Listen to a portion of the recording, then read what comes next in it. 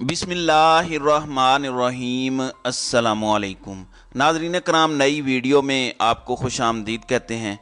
एक राब्ता हुआ है और ये बहुत बड़ा राब्ता है। इस राब्ते के बाद ख़बरें ये हैं, शुनीद ये है कि बड़ा ब्रेक थ्रू हो सकता है, बल्कि इसके कुछ आसार भी नज़र आ रहे हैं। ये जो राब्ता हुआ है, बताया ये जा रहा है कि दो हाफिज़ कुरान साहिबान के दरमियान ये राब्ता हुआ है। इसके अंदर कुछ बातें की गई हैं इधर से और कुछ उधर से की गई हैं। असल में ये पैगाम रसानी हुई है दो हाफिज़ कुरान साहिबान के दरमियान और कुछ चीज़ें तय होने की जानिब बढ़ रही हैं। जिस राब्ते की मैं बात कर रहा हूँ, इसका दावा मुबशिर बुखारी साहब ने किया है। ये एक सीनियर जर्नलिस्ट हैं और रॉयटर्स के लिए लिखते हैं, दी न्यूज़ के लिए भी लिखते हैं। वैसे भी एक बड़ा नाम है जर्नलिज्म में, गो के मैं उनके तमाम ख्यालात से बिल्कुल एग्री नहीं करता, लेकिन जर्नलिज्म के अंदर उनका एक बड़ा नाम है। लिहाजा मुबशिर बुखारी ने कहा है कि ये जो राब्ता हुआ है, इससे बड़ी राहें खुल सकती हैं। एक हाफिज़ कुरान जिनकी वो बात कर रहे हैं, उनका तो सबको इल्म है, उसका अंदाज़ा भी हो गया होगा कि किन हाफिज़ कुरान की बात हो रही है। जबकि बताया जाता है कि एक हाफिज़ कुरान सुप्रीम कोर्ट के अंदर भी हैं और ये राब्ता पहले वाले हाफिज़ कुरान और जो सुप्रीम कोर्ट वाले हाफिज़ कुरान हैं, इन दोनों के दरमियान हुआ है। यहाँ पर क्या बातचीत हुई है, क्या बड़ा ब्रेक थ्रू हो सकता है, किस तरह का ब्रेक थ्रू हो सकता है, वहाँ से क्या पैगाम आया, यहाँ से क्या जवाब गया, इस पर तफसीली बात कर लेते हैं। दूसरा, आज आपको पता है कि 8 जजेस के बेंच ने अदालती इस्लाहात पर समाअत भी की। उस पर अभी समाअत मज़ीद कुछ दिन जारी रहेगी। लेकिन सोचने की बात यह थी कि अगर समाअत के अंदर इतना लेट करना था, ये सवाल मेरे जहन में आया कि अगर इतना ही लेट करना था तो फिर बेंच इतनी जल्दी क्यों बना लिया। तो फिर हमने जब ब्रेन स्टॉर्मिंग की तो अंदाज़ा हुआ कि चीफ जस्टिस कमाल ज़हानत का मुजाहरा कर गए हैं और इस तरह से जस्टिस काजी फ़ायज़ ईसा के हाथ से एक अहम तरीन इख्तियार वापस लिया गया है। ना सिर्फ काजी फ़ायज़ ईसा बल्कि एक और अहम जज के हाथ से भी ये इख्तियार चला गया है, चीफ जस्टिस उमर अता बंदयाल की ज़हानत की वजह से। तो इस पर भी बात होगी, कुछ पैमरा और वकीलों के हवाले से भी बात होगी, जबकि पार्लियामेंट के अंदर भी कुछ हलचल है, उस पर भी बात करेंगे। सबसे पहले बात करते हैं जो राब्ता हुआ है।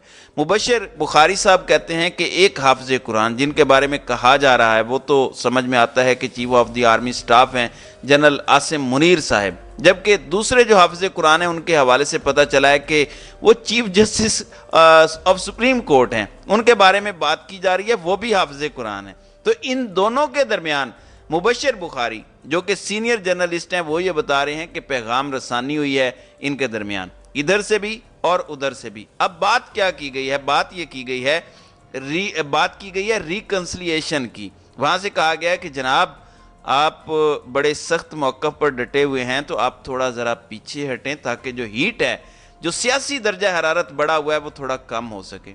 लिहाजा जो पैगाम रसानी हुई है वो अभी तक की इतलात के मुताबिक बड़ी पॉजिटिव है। इसी वजह से ना सिर्फ सख्त मौक़िफ़ से दोनों साहिबान दोनों तरफ से थोड़ा थोड़ा पीछे हटे हैं, जबकि इसके अलावा बताया जाता है, मुबशिर बुखारी ये कह रहे हैं कि बैकडोर डिप्लोमेसी भी शुरू हुई है। अब ये तमाम तर चीज़ें इमरान खान को इंगेज करने के लिए हैं। बैकडोर डिप्लोमेसी यानी आपने देखा कि कुछ मुश्तरका दोस्त हैं इधर से भी उधर से भी, वो भी कोशिश कर रहे हैं, उनकी जानिब से भी कोशिशें की जा रही हैं, इनकी जानिब से भी भरपूर ट्राई की जा रही है कि चीज़ें आसान हों।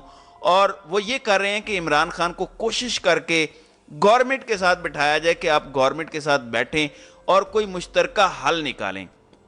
नाज़रीन इकराम, आज आपने देखा कि ये बड़ा हाई लेवल राब्ता है। अगर मुबशिर बुखारी सच बता रहे हैं, मैं पहले भी बता चुका हूं कि उनके ख्यालात से मैं बिल्कुल एग्री नहीं करता, लेकिन वो क्रेडिबल आदमी है, दुनिया के बड़े इदारों के साथ वो काम कर रहे हैं, तो क्रेडिबिलिटी के ऊपर तो मेरा नहीं ख्याल कि हमें कोई बात करनी चाहिए। और अगर वो सच कह रहे हैं कि ऐसा कोई राब्ता हुआ है, तो फिर ये बहुत बड़ा ब्रेक थ्रू है। इसके बाद कुछ चीज़ें आप आहिस्ता आहिस्ता बेहतर होती भी देखेंगे। पीडीएम जो दिन रात खड़े होकर हर किस्म का बयान देती है, जैसे उन्हें लगता है कि पूरी दुनिया उनके कंट्रोल में है, जितना कॉन्फिडेंस है उनके अंदर, उनका ये कॉन्फिडेंस कम होगा। आप देखें कि आज फौरी तौर पर समाअत नहीं हुई, सुप्रीम कोर्ट के जो रूल्स एंड प्रोसीजर्स हैं उन पर भी, और कुछ इमरान खान के तरफ से भी बेहतरी निकलेगी और मिल बैठकर चीज़ों का हल निकालने पर एक कदम आगे जो है वो बढ़ जाएगा। अब यहाँ तक तो ठीक है। दूसरा, एक और अहम तरीन मामला हुआ है। मैंने जैसा कि बताया कि आज क्योंकि समाअत इस तरह से नहीं हुई, जस्ट नोटिस जारी हुए हैं, तमाम सियासी जमातों को इसमें फ़रीक बनाया गया है, अटार्नी जनरल को फ़रीक बनाया गया है, इसके अलावा बार्स को बनाया गया है, सुप्रीम कोर्ट बार है, पाकिस्तान बार है, इन तमाम को फ़रीक बनाया गया है। अब मैं ये सोच रहा था कि अगर आपने आज समाअत नहीं करनी थी या कल भी नहीं करनी थी तो फिर आपने इस केस को इतनी जल्दी जो है वो लगाया क्यों। नाज़रीन इकराम, आप ज़रा इसको समझिएगा। मुझे ये लगता है कि चीफ जस्टिस ऑफ पाकिस्तान ने बड़ी कमाल ज़हानत से ये सारा कुछ किया है। वो कैसे? अगर ये बिल कानून बन जाता, ये एक्ट कानून बन जाता, जैसा कि 7 दिनों के बाद इस बिल ने कानून बन जाना था, तब इस कानून को चैलेंज किया जाता, तो ये कानून जब चैलेंज होकर सुप्रीम कोर्ट में जाता तो सुप्रीम कोर्ट के अंदर इसी कानून के तहत जिसको चैलेंज किया गया है, इसी के तहत बेंच बनाने के लिए सुप्रीम कोर्ट ऑफ पाकिस्तान को 2 बंदों की राय लेनी पड़ती, क्योंकि 184(3) पर अकेले तो चीफ जस्टिस जो है उसके तहत कुछ नहीं कर सकते थे अगर ये बिल जो है वो लॉ बन जाता। एक और वो 2 कौन से बंदों की राय लेनी पड़ती? एक जस्टिस काजी फायज ईसा और दूसरे जस्टिस तारिक साहब। ये दोनों सीनियर 3 जजेस हैं और ये 3 लोग बैठकर फैसला करते कि कौन सा बेंच बनना है और उस बेंच के अंदर कौन कौन से जजेस रखने हैं।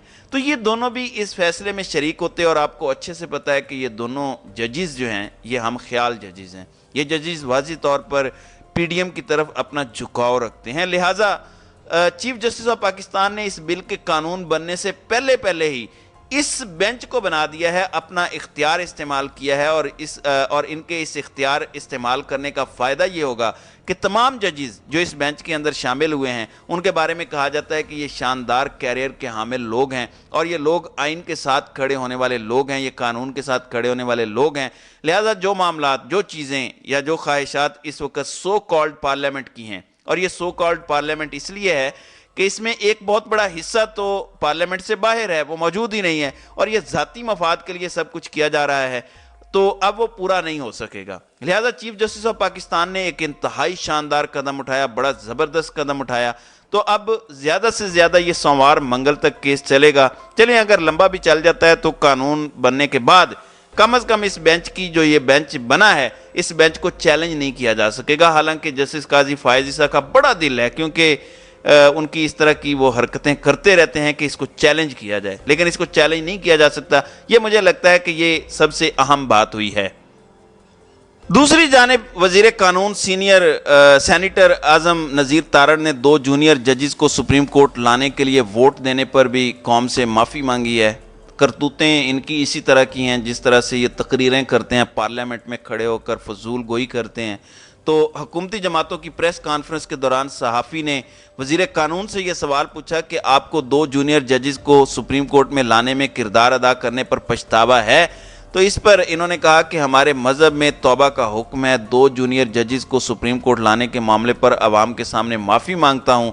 मेरे ज़ाती मौक़िफ़ के बावजूद हुकूमती मौक़िफ़ के ताबे मुझे वोट डालना पड़ा। फिर इनका कहना था कि मैं कभी इस वोट के हक़ में नहीं था, मैं मानता हूँ कि मैंने वोट दिया, मुझे वोट नहीं देना चाहिए था, मुझे उसूल के साथ खड़े होना चाहिए था, मैं पूरी कौम से माज़रत करता हूँ। उन्होंने कहा कि वो वक्त खड़े होने का वक्त था, हुकूमत को भी खड़ा होना चाहिए था और मुझे उससे ज़्यादा खड़ा होना चाहिए था। तो अब इनको जो है वो तौबा याद आ गई है। हालांकि इनको तौबा जो है वो उस वक़्त भी याद आनी चाहिए जब इनको पता हो कि आर्टिकल 190 के तहत जो है वो 90 दिन के अंदर जो है वो इलेक्शंस का हुक्म है। तो पंजाब में इलेक्शंस करवाने के ख़िलाफ़ इनको तकारीर नहीं करनी चाहिए थी, सुप्रीम कोर्ट के ख़िलाफ़ तकारीर नहीं करनी चाहिए थी।